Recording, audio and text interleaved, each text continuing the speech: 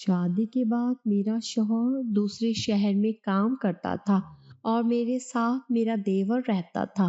شادی کے کافی عرصے تک میں حاملہ نہ ہوئی تو میرا دیور باتوں باتوں میں مجھے ایسی چیز کھلا دیتے جس کے بعد میں حاملہ ہو گئی۔ جب میری اولاد پیدا ہوئی تو میرا دیور کہنے لگا کہ یہ میرا بچہ ہے۔ کہنے لگا کہ میں روز رات کو میرا نام صبا ہے، میں بہت ہی خوبصورت تھی اور میری شادی ایک ایسے گھر میں ہوئی جہاں پر صرف میرا شوہر اور میرا دیور ہی رہتا تھا۔ میرے سسر باہر کے ملک ہوتے تھے، یہ لوگ بہت امیر تھے، میری ساس بھی نہیں تھی۔ پہلے مجھے بہت خوشی ہوئی تھی کہ اس گھر میں کوئی ساس نہیں ہے، کوئی نند نہیں ہے، کوئی جیٹھانی نہیں ہے، لیکن آہستہ آہستہ پتہ چلا کہ یہاں پر رہنا بہت ہی مشکل تھا، کیونکہ یہ گھر صرف مردوں کا گھر تھا۔ میں اپنی کوئی بات بھی کسی سے نہیں کر سکتی تھی۔ شوہر بھی میرا کافی سنجیدہ مزاج قسم کا تھا۔ میرے ماں باپ بھی میری شادی کر کے اس ملک سے چلے گئے کیونکہ وہ میری شادی کروانے کے لیے یہاں آئے تھے۔ میرے ماں باپ مجھے پاکستان میں بیاہنا چاہتے تھے تاکہ میں اپنی مٹی سے قریب رہوں۔ قریب تو میں ہو گئی لیکن میں بہت پریشان رہتی تھی۔ اسی پریشانی کی وجہ سے میرے ہاں ابھی تک اولاد نہیں ہوئی تھی۔ ڈاکٹر کہتے تھے آپ کو خون کی کمی ہے، آپ اداس رہتی ہیں، اپنا ماحول بدلیں، رہن سہن بدلیں، کہیں باہر آئے جائیں، وہ کام کریں جس سے آپ کو خوشی ملے۔ لیکن میرا شوہر ایسا کام کرتا تھا کہ وہ ایک دن کی چھٹی بھی نہیں کر سکتا تھا۔ اس گھر میں میرا دیور ہی تھا جو میرے ساتھ کوئی بات کر لیتا ہے۔ وہ میری عمر کا تھا، دیکھنے میں بہت ہی حسین تھا، میرے شوہر کے مقابلے میں ایک اچھا انسان بھی تھا، ہنسی مذاق بھی کرتا تھا، لیکن اس کی بھی اپنی دنیا تھی جس میں سے وہ میرے لیے وقت نہیں نکال سکتا تھا۔ وہ یونیورسٹی جاتا تھا، اپنے دوستوں کو وقت دیتا تھا، پھر اپنے فون میں مصروف بیٹھا رہتا تھا۔ میں سوچتی تھی کہ کب وہ فارغ ہو کر آئے گا اور میرے ساتھ باتیں کرے گا تو میرا کچھ وقت اچھا گزر جائے گا۔ وہ باتیں بہت اچھی کیا کرتا تھا۔ اس کا نام کاشف تھا۔ کبھی کبھی ہم دیور بھابھی کوئی پلان کر لیتے تھے، وہ کوئی کھانے کی چیز لے آتا، کوئی پیزا وغیرہ، تو ہم مل کر پیزا کھا لیتے، ادھر ادھر کی باتیں کر لیتے تو وقت اچھا گزر جاتا تھا۔ یہ بات میرے شوہر کو بھی پتا تھی۔ میرا شوہر کہتا تھا اس سے تھوڑا دور رہا کرو۔ میں نے کہا کہ وہ کوئی غیر تو نہیں ہے، اسی گھر میں رہتا ہے۔ کہنے لگا کہ ٹھیک ہے لیکن زیادہ باتیں مت کیا کرو۔ میں اپنے شوہر سے کہہ دیتی میں اس سے کوئی بات نہیں کرتی، لیکن اصل میں ہم آپس میں باتیں بھی کیا کرتے تھے اور ہماری زندگی اسی طرح چل رہی تھی۔ میری شادی کو کافی وقت گزر گیا، وقت کا پتہ ہی نہیں چلا۔ 13 سال ہو گئے لیکن میرے گھر میں ابھی تک اولاد نہیں تھی۔ میں بانجھ مشہور ہوئی جا رہی تھی، لیکن ڈاکٹر نے کہا تھا کہ آپ کے ساتھ اتنا مسئلہ نہیں ہے، آپ کے ہاں اولاد ہو سکتی ہے۔ ڈاکٹر نے مجھے کہا کہ آج ہی اپنے شوہر سے بات کریں کہ وہ آپ کا ماحول بدلے اور آپ کو کسی پرسکون جگہ پر لے جائے۔ لیکن جب میں نے یہ بات اپنے شوہر سے کی تو میرے شوہر نے مجھے ایک نئی خبر سنا دی۔ اس نے کہا کہ مجھے تو کام کے سلسلے میں دوسرے شہر جانا ہے اور میں وہیں پر رہوں گا شاید 10-11 مہینے کے لیے۔ جب اس نے یہی بات کر دی تو میں اس کے بعد کیا کہہ سکتی تھی، کیونکہ میرے شوہر کی بات آخری بات ہوتی تھی۔ وہ ایک دفعہ جو کہہ دیتا تھا پھر وہی ہوتا تھا۔ پھر میں نے کہا کہ ٹھیک ہے، آپ کا سامان پیک کر دیتی ہوں۔ میرا شوہر شہر سے باہر چلا گیا اور اب میں گھر میں اکیلی رہنے لگی۔ لیکن انہی دنوں میرے دیور نے مجھے ایک ایسی بات بتائی کہ میں حیران رہ گئی۔ جاتے ہوئے میرے شوہر نے مجھے کہا کہ میں نے دکان والے کو گھر کا نمبر دے دیا ہے، کوئی بھی چیز چاہیے ہو تم فون کرنا، وہ چیزیں گھر دے جائے گا۔ میں نے کہا چیزیں منگوانے کی کیا ضرورت ہے، کاشف مجھے لا دیا کرے گا۔ تو میرے شوہر نے کہا کہ تم نے اس سے کوئی چیز نہیں منگوانی اور اس سے بات بھی نہیں کرنی، وہ اپنے کام سے کام رکھے گا، تم اپنے کام سے کام رکھنا۔ اس کے لیے کھانا بنانے کی ضرورت بھی نہیں ہے، وہ باہر سے کھا لے گا۔ میں نے کہا کہ کیا ہو گیا آپ کو؟ تو کہنے لگے کہ میں تمہارا شوہر ہوں، تم نے میری بات مانی ہے، میں جو کہہ رہا ہوں۔ میں نے کہا کوئی بات ہوئی ہے؟ تو کہنے لگا کہ ایسا کچھ نہیں ہے، ایسی کوئی بات ہوئی تو تمہیں بتاؤں گا۔ اسے دور رہنا۔ میری ایک تائی امی عمرے پہ گئی ہیں، وہ جب واپس آئیں گی تو وہ بھی تمہارے ساتھ رہنے کے لیے آ جائیں گی، تمہارا خیال رکھیں گی، تمہارا دل نہیں گھبرایا کرے گا۔ عجیب بات تھی کہ میرا شوہر جانے سے پہلے میرے دیور سے مل کر بھی نہیں گیا تھا۔ شاید بھائیوں کے بیچ میں کوئی ناراضگی تھی، لیکن ایسا تو کبھی بھی نہیں ہوا تھا کیونکہ میرا دیور چھوٹا تھا اور میرے شوہر نے ہمیشہ اس کا احساس کیا تھا۔ مجھے لگا کہ کوئی چھوٹی سی بات ہوگی آپس میں، دونوں بھائیوں کی حل کر لیں گے، لیکن میں اپنے شوہر کی یہ بات بالکل بھی نہیں ماننے والی تھی کہ میں اپنے دیور سے بات نہ کرتی۔ میں نے اسے بات بھی کرنی تھی، ہم نے مل کے گیمز بھی کھیلنی تھی اور ہم نے ساتھ مل کر ہی رہنا تھا جیسے ہم پہلے رہتے تھے۔ جب میرا شوہر چھوڑ کر چلا گیا تو میرا دیور ایک دن میرے پاس ایک لڈو لے کر آیا، کہنے لگا بھابھی آپ اسے کھائیں گی تو آپ کے ہاں بھائی کے واپس آتے ہی حمل ٹھہر جائے گا۔ ویسے تو میں اپنے دیور سے اس طرح کی بات نہیں کرتی تھی، لیکن میرا یہ دیور کچھ الگ قسم کا تھا۔ ہم ایک دوسرے سے دوستوں کی طرح بات کر لیتے تھے۔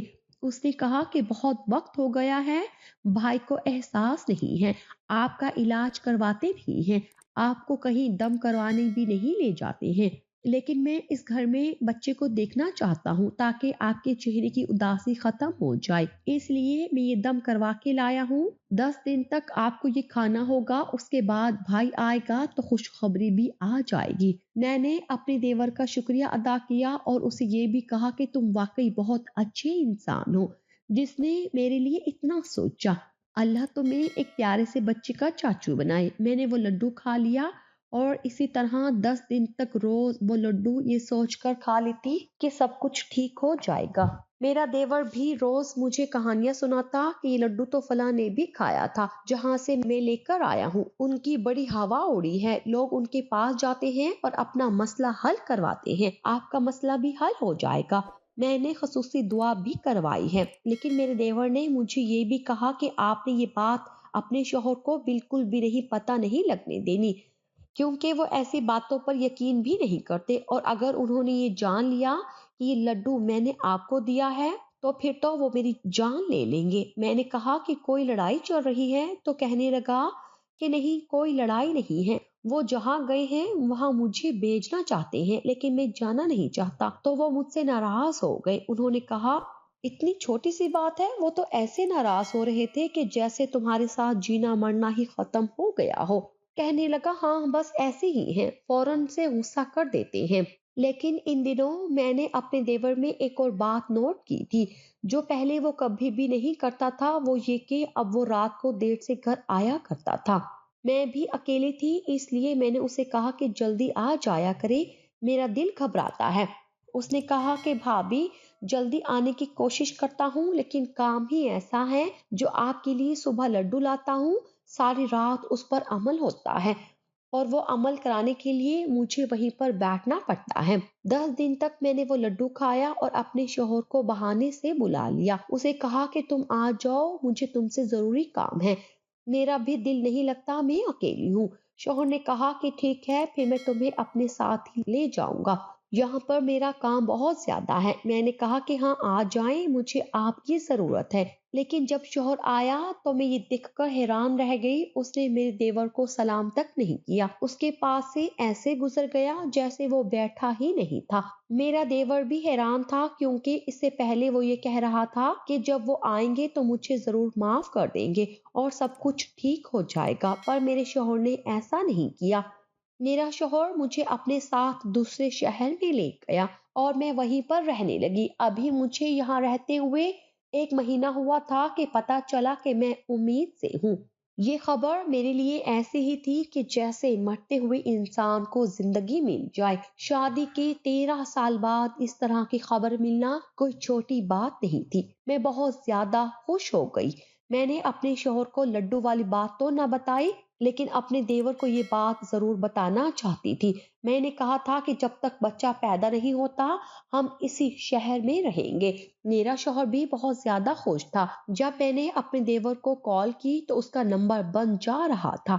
میں نے گھر کے نمبر پر کال کی تو نوکر نے نمبر اٹھایا اور کہا کہ چھوٹے صاحب گھر پہ نہیں ہیں اور ان کا فون گم ہو گیا ہے۔ میں اپنے دیور کو یہ بات نہ بتا سکی، لیکن میں نے اس کے لیے میسج ضرور چھوڑ دیا کہ وہ کبھی نہ کبھی دیکھ لے گا۔ शौहर ने कहा कि किसको मैसेज कर रही हो? तो मैंने कहा कि आने वाले बच्चे के चाचू को। तो वो कहने लगा कि कोई जरूरत नहीं चाचू कहने की, उसका हमसे कोई भी रिश्ता नहीं है। मैंने कहा क्या मतलब कोई रिश्ता नहीं है, ऐसा क्यों कह रहे हैं? मेरे शौहर ने कहा कि उसने कारोबार में बहुत बड़ा नुकसान किया है, इसलिए मैंने उससे सारे रिश्ते खत्म कर दिए हैं, उसे उसका हिस्सा दे दिया है और अब वो अपने हिस्से पर ही जिंदा रहेगा। हम उसके साथ कोई रिश्ता नहीं रखेंगे, वो स्याह करे सफेद करे हमें कोई परवाह नहीं होगी। मैंने कहा कि आपके अम्मी अब्बू ने मरने से पहले उसकी जिम्मेदारी आपको दी थी और आपने उसे उसके हाल पर छोड़ दिया।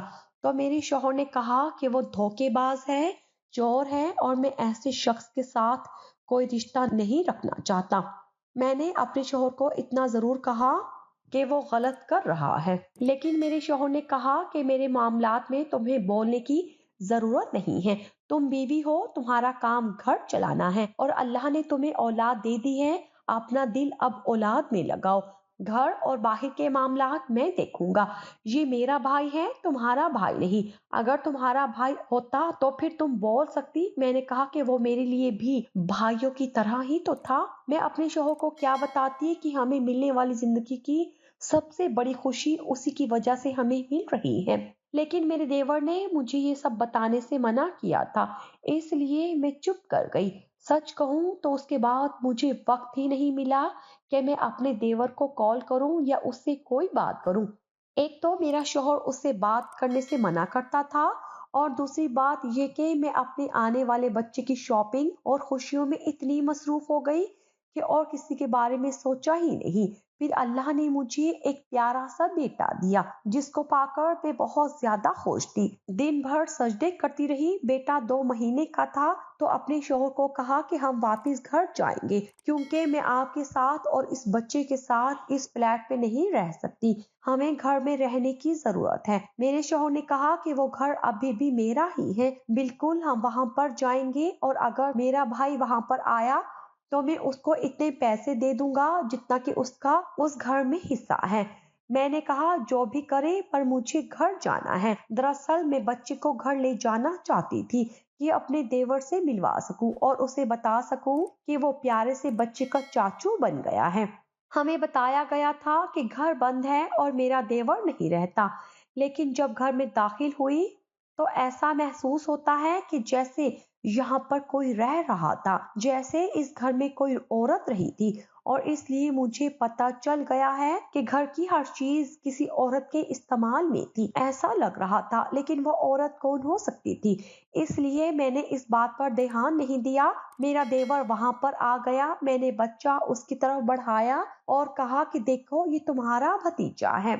मेरा शौहर भी वहीं बैठा था, लेकिन मैं फिर भी अपने जज्बात पर काबू ना पा सकी। तो मेरे देवर ने कहा कि ये मेरा भतीजा नहीं है। उसकी ये बात सुनकर हम हैरान रह गए। मेरा शौहर भी बोल पड़ा था, बच्चे को प्यार नहीं करोगे? अगर तुम्हारे अंदर इतनी ही अना भरी है तो निकल जाओ इस घर से। मेरे शौहर ने कहा कि दफा हो जाओ यहाँ से। तो मेरा देवर बोला कि मैंने कहा कि ये मेरा भतीजा नहीं है क्योंकि ये मेरा बेटा है।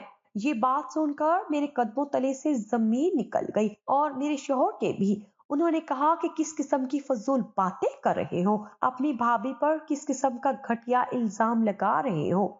उसने कहा मैं किसी पर इल्जाम नहीं लगा रहा हूँ, लेकिन ये मेरा बेटा है और इस बात को मैं साबित भी कर सकता हूँ। ये बात सुनकर मेरे कदमों तले से जमीन निकल गई। मैंने उसको कहा ये क्या बात कर रहे हो, इशारा भी किया कि क्या हो गया है, तुम्हें क्या चाहते हो, तुम्हारी वजह से ये इस दुनिया में आया है, अब तुम मेरी जिंदगी बर्बाद करना चाहते हो। मेरे शौहर ने कहा कि क्या बात कर रहे हो तुम, क्या हुआ था, मैं जब यहाँ पर नहीं था तो क्या कुछ हुआ था? मैंने शौहर को सब कुछ बता दिया कि ऐसा कुछ नहीं हुआ था, बस मैंने 10 दिन तक उसका लाया हुआ लड्डू खाया था, उसके बाद ही हमारा बच्चा इस दुनिया में आया था।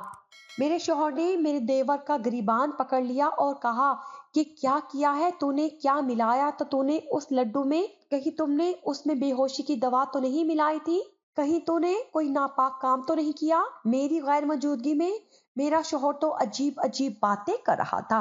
लेकिन मैं ये सुनकर मरी जा रही थी कि जिसको मैंने अपने भाई जैसा समझा, अगर उसने मेरे साथ इस तरह की कोई हरकत की थी तो फिर मेरी जिंदगी बर्बाद हो गई थी। मेरा दिल जलने लगा। उसने कहा कि ये मेरी औलाद है और मैं इसको हमेशा आपके पास नहीं रहने दूंगा।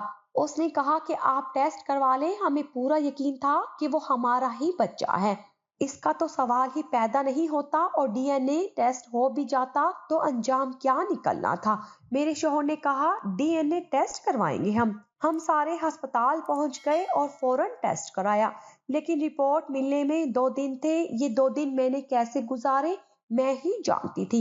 मेरा शौहर मुझे अजीब नजरों से देखता था, बार बार मुझसे एक बात पूछता था कि जब मैं घर पे नहीं था क्या होता था, तुम कौन से कमरे में सोती थी, तुम किस टाइम जागती थी, रात के टाइम तुमको ऐसा तो नहीं लगता था कि तुम बेहोश हो गई हो और तुम्हें कोई होश नहीं है, क्या तुम सोते हुए कमरे के अंदर से कुंडी लगाती थी। मुझे मेरे शोहर के सवालों ने परेशान कर दिया था। मैंने कहा कि मैंने इस तरह की कोई हरकत नहीं की, आपको मेरे यकीन करना पड़ेगा। 2 दिन बाद रिपोर्ट हाथ में आ गई। जब रिपोर्ट का लिफाफा खोलकर देखा और रिजल्ट देखा तो मेरे शोहर के हाथ से रिपोर्ट गिर गई, क्योंकि रिपोर्ट के मुताबिक ये बच्चा मेरे देवर का था, मेरे शोहर का नहीं था। मैं घुटनों के बल जमीन पर बैठ गई और बुरी तरह रोने लगी। मेरे शोहर ने भी मुझसे नजरें फेर ली, लेकिन मेरे देवर ने मेरे सर पर हाथ रखा और कहा कि भाभी, मैंने आपके साथ कुछ नहीं किया है, मैं आपको बताता हूँ। मुझे डॉक्टर ने कहा था कि आपके साथ इतना मसला नहीं है,